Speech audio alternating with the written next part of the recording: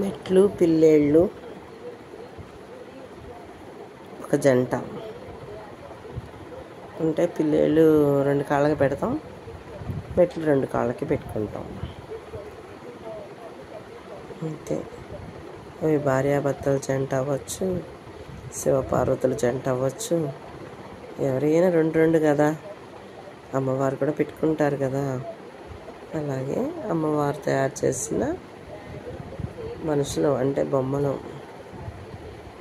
మనం కూడా పెట్టుకుంటాం. మెట్లుంటే అందంగా ఉంటాయి కాళ్ళు. కానీ షుగర్ పేషెంట్లు,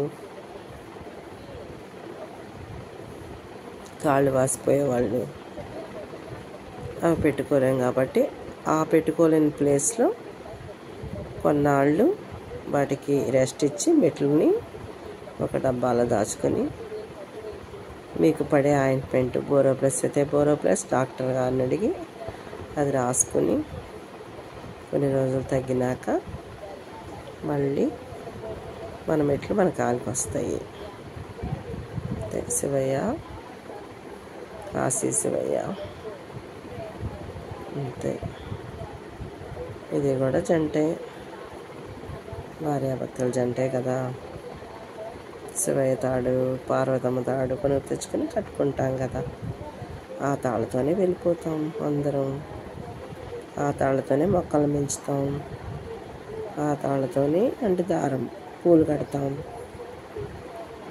అంటే దారం చాలా అవసరం, ప్రతి పనికి సహాయపడుతుంది. ఆ దారంతోనే బట్టలు కుడతాం. పాదులకి అంటే పురికోసం దారాలు మారుతున్నాయి. అంతే. కాలాలు మారుతున్నాయి, మనుషులము మారుతున్నాం. అంతే. దుర్గ తల్లి అమ్మ ఒళ్ళో అమ్మ పొట్టలోనే ఉంది. అంటే నేను అమ్మ పొట్టలోనే ఉంటే నా అన్నదమ్ములు అందరూ ఇంకా చిన్నాళ్ళే కదా, నా అక్క చెల్లెళ్ళు. మేము ఎప్పటికీ 5గురం పంచపాండవులం. అంతే.